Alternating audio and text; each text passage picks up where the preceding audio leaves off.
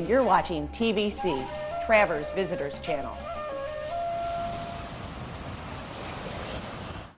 Experience the great outdoors and embrace Mother Nature by exploring our area's many incredible natural preserves. Open to the public year-round, free of charge.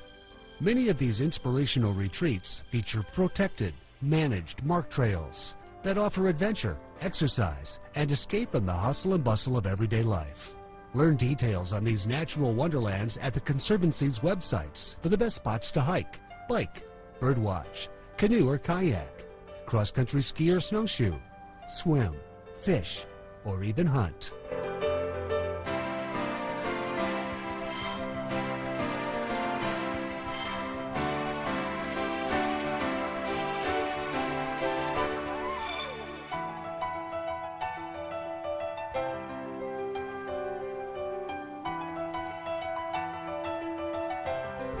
Both of our local groups, the Grand Traverse Regional Land Conservancy and the Leelanau Conservancy, schedule guided special events in all seasons showcasing the unique features, flora, and fauna of these places, many of which have been donated to preserve our forest, farmlands, dunes, and other natural landscapes far into the future for family, friends, and you, our welcome visitors.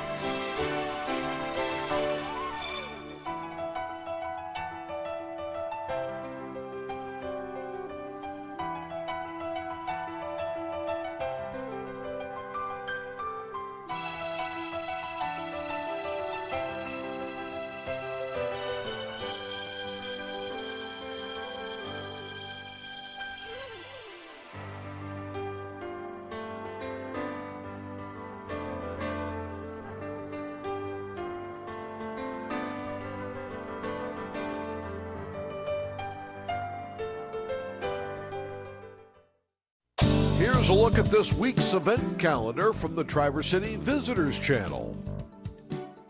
Wednesday, June the 19th in East Jordan, it's the start of the Jordan Valley Freedom Festival. There's both a youth parade and grand parade. The festival also features a midway and fireworks. The festival wraps up Saturday. Thursday, June the 20th, it's the Solstice Run from Northport to Traverse City. Race starts at 9:30 and goes through the night. Northport is a must-see in northern Michigan, so watch the start of the race and then enjoy the town. On Saturday, June the 22nd, get out to Copefish in the morning and see the Extreme Muckruck 2, 4, and 7 mile running races in extreme conditions. This is also a must-see. Also on Saturday at the Grand Traverse Commons, it's the annual Traverse Wine and Art Festival, featuring wine from around the area, plus some great local food and great music, featuring Rodriguez from Searching for Sugar Man. And at the Empire Airport, about 25 miles from Traverse City, it's the start of the two-day model airplane show hosted by the Traverse Area Model Pilot Society. There will be all types of remote-controlled planes, including a jet. And that's your look at some events going on in the area from the Traverse City Visitors Channel.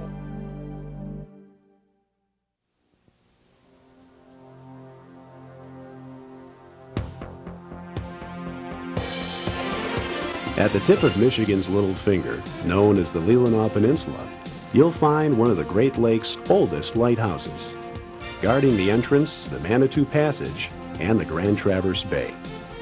Standing on its present site since 1858, the Grand Traverse Lighthouse, recognized both as a Michigan and National Historic Site, is now open to the public as a museum, 7 days a week through Labor Day. And no one is more of an authority than the keeper, who more than a half-century ago actually grew up there. I came to this lighthouse in 1922 when I was 9 years old, and I stayed until 1935, and then I went into the Coast Guard. How does it feel to be back at his boyhood home? It's wonderful being back here. It's my old home, and it's wonderful to see the people that come to, and I can tell them about it and talk to them. Doug's dad created much of the ornate stonework on the grounds.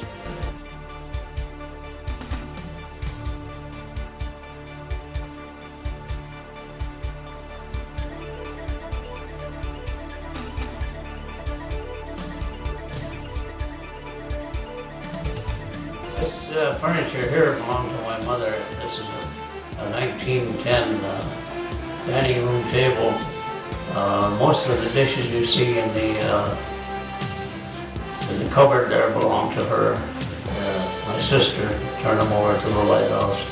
This organ was given to my mother by my father in 1899 at the turn of the century when they got married over on Beaver Island. This organ has been on Green Island, Poverty Island, Beaver Island, South Fox Island, and over here at Grand Traverse Point. This old dog you see, his name was Sport. It's dressed in the uniform. He lived in this lighthouse with the family, and when he died over in Manistee, Michigan, they put a uniform on him, my father's uniform on him, and buried him. Doug remembers well, working on the now retired lens. When I first came here, it was a kerosene IOV, which means incandescent oil vapor. You had it heated up with alcohol, the vaporizer, and run your kerosene and air through that hot spot, and it would create a vapor and go into the mantle, just like an old gasoline lantern. Kudos for preservation and staffing go to the Grand Traverse Lighthouse Foundation volunteers. Invite your visit and encourage your support.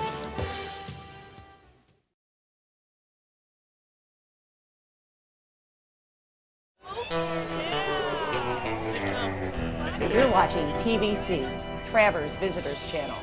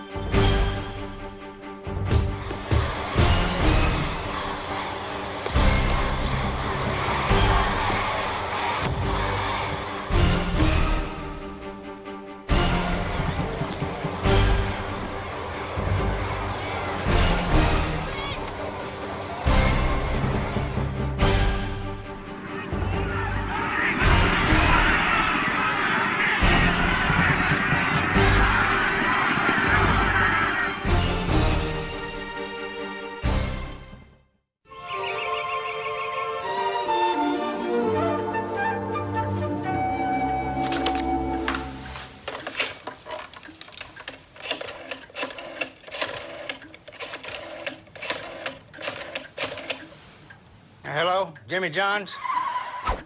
Jimmy John's here. What took you so long? Jimmy John's, freaky fast delivery. I love a man in uniform.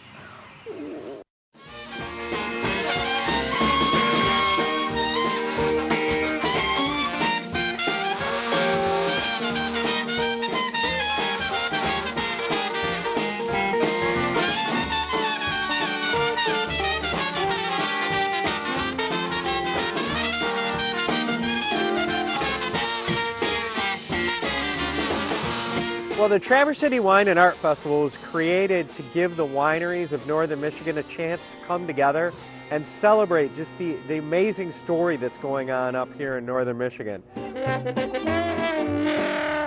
festival brings together almost every single winery from Northern Michigan. The winery owners come out themselves, they bring their staff, and they all stay for the duration, and they absolutely love it. It's their annual celebration of what we're all creating here in Northern Michigan. And we want you to come experience it and enjoy it too. Thank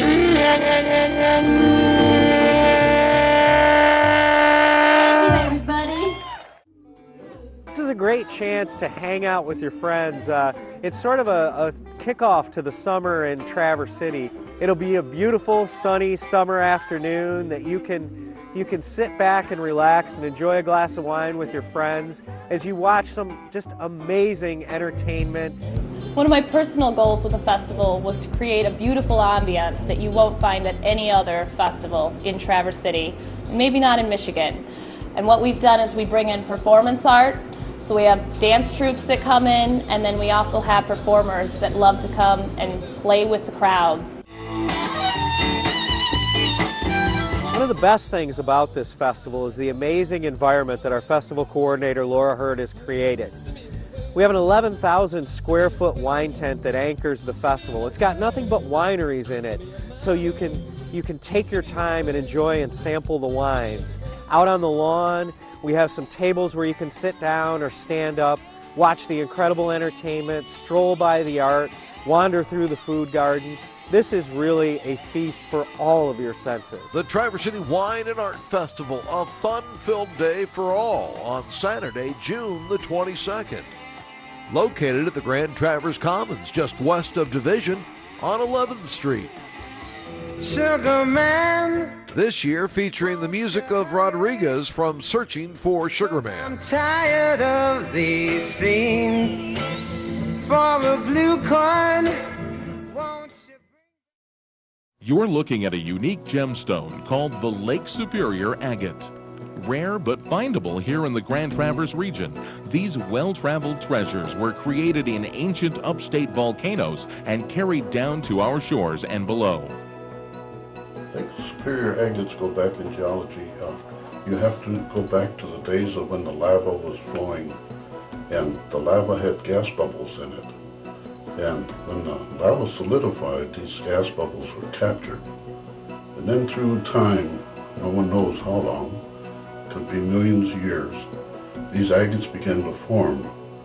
The silicon dioxide is creeping through the ground, and when it comes to these little gas pockets, it would start leaving a layer of the quartz, which is silicon dioxide. And depending on what minerals it went through, it determined the colors. If it was going through iron, it would be reddish. If it was going through manganese, it would be bluish. And that's just a couple of the colors. I don't know the others. But as time went on, and the lava is decomposing, and like up on Lake Superior where the waves are beating on it, and finally the erosion has taken place where the agate is freed, and that's how we find them on the beaches. The range, you can find them all the way from Lake Superior all the way down the Mississippi River where the glacier took them. You can find Lake Superior agates anywhere along Lake Michigan, especially the further north you get, the better off you'll be. And probably you can find several a day here. Probably if you go to Lake Superior, you will probably not find them any more than that because those up there have so many people looking for them. Any beach where there are stones, you're likely to find Lake Superior agates. banding, kind of a reddish white striped appearance, translucent stone. The light will shine through a little bit. Where you find granite, you should be able to find Lake Superior agates. Not commonly, but occasionally. You can find Lake Superior agates in several of our local rock shops, where in addition to our state rock, the Petoskey Stone, you might see extreme rarities like our state gem, the Michigan Greenstone, or another volcanic creation, Thompsonite. Look closely on our shores, for scattered in the rocks lies a treasure trove of fossil records and mineral history.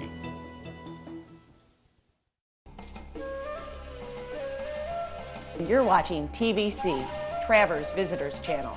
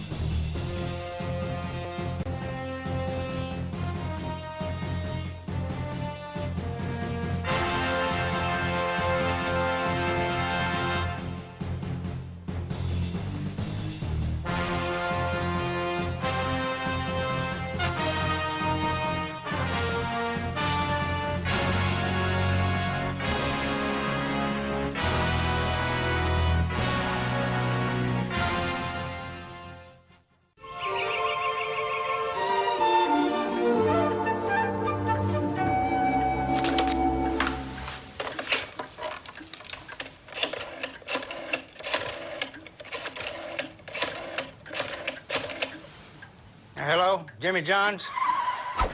Jimmy John's here. What took you so long? Jimmy John, freaky fast delivery. I love a man in uniform. You're watching TVC, Travers Visitors Channel. What's coming up? Let's look ahead to special events in the area.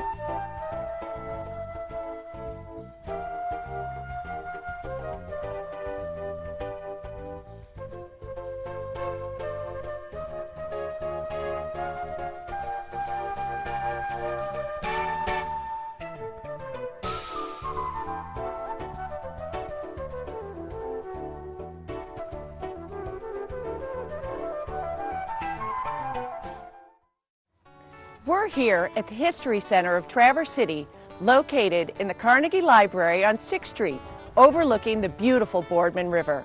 This building was home to the Traverse City Library from 1905 to 1998, when they moved to their current location on Woodmere. Since this building was available and the space was much larger than their previous location at the Con Foster Museum, they moved here to consolidate their archives, store historical materials, and expand their exhibit space. Let's go inside. We're here with Museum Director Bill Kennis to tell us a little bit more about the History Center. Behind me are the 19th century leaders of the Ottawa tribe. We are probably the #1 cultural destination in Traverse City. We had over 60,000 visitors last year. Well, we're featuring the legends of the Grand Traverse region, which tell the stories of the folks that made the difference in our community, whether they were a railroad legend or a lumberman. You know, Traverse City is primarily a railroad and a lumber town. Bill, what's the most popular attraction at the History Center?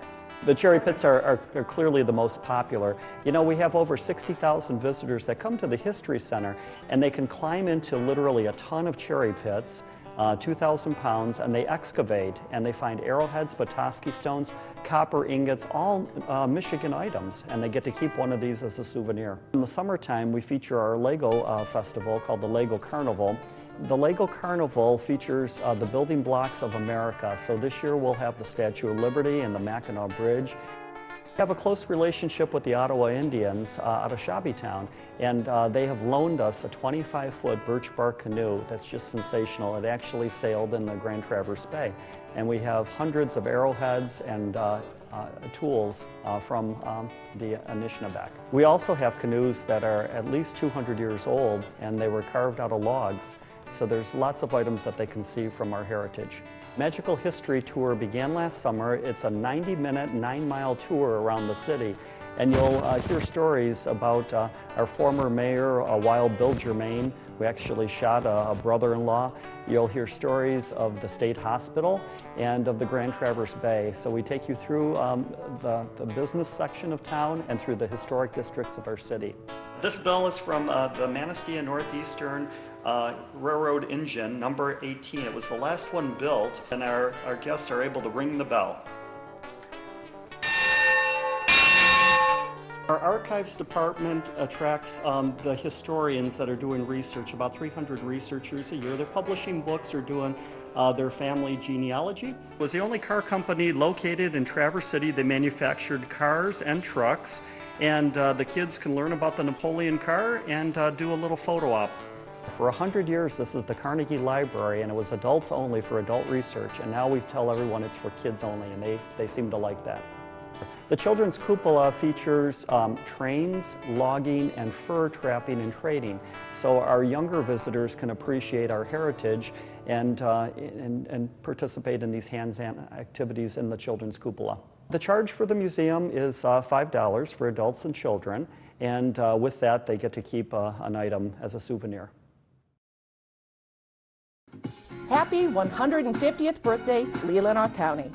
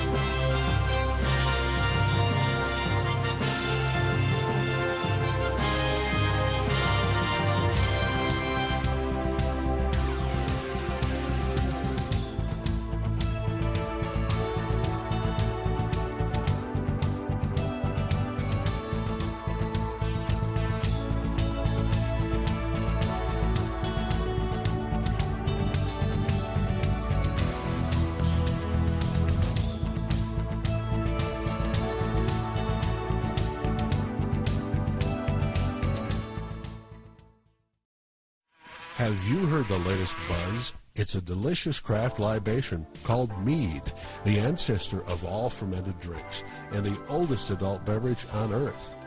The oldest or most ancient fermented beverage on this planet anyway. In ancient cultures, honey was combined with water and left to ferment with wild yeast.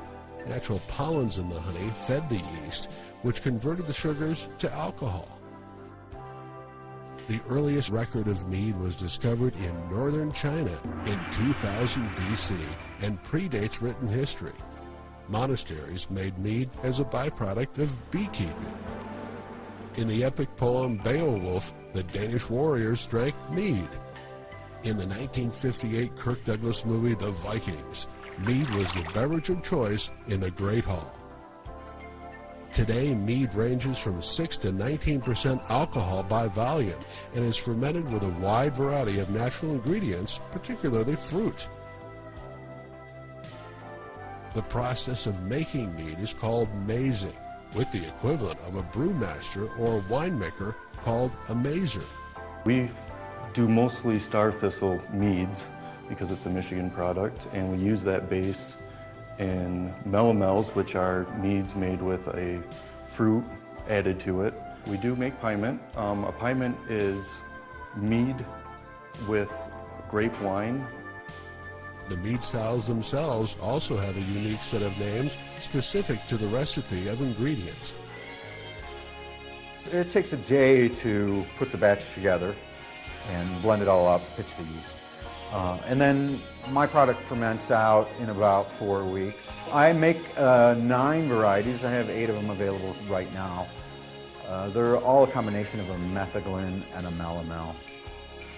Our area meaderies not only use local honey, our famous cherries, grapes, berries, herbs, and spices to produce an eclectic spectrum of mead products. Acoustic Mead of nearby Lake Ann features a variety of tasty buzz. Raspberry, cranberry, as well as jasmine tea. Now that's blueberry pomegranate, probably the smoothest or mellowest one that I make. That one's strawberry with rosehip tea. It's just really nice, refreshing. They're all very refreshing, but that one's so spring and summer like Liquid Garden.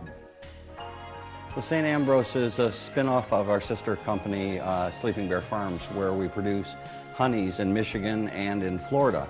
We use those honeys to make our mead products. We have a couple different straight meads that are both our Star Thistle and Tupelo, aged and fermented in steel vessels.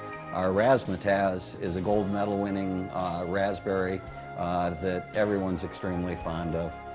No one gets by in this region without making a good cherry, since we have the best cherries in the world. We'd love you to come out and taste at our little tasting room here at our new startup cellar. We're open currently from 9 to 5 during the week. The colorful St. Ambrose logo, which they call the Bee Goddess, has a historic origin. She's a pretty unique version of the patron saint of the beekeeper. She takes care of all the beekeepers across the world. Drink mead, it's good. Check the local wine shops, party stores, and even supermarket shelves for this honey of an adult treat. A simple product of Mother Nature, courtesy of the Hive.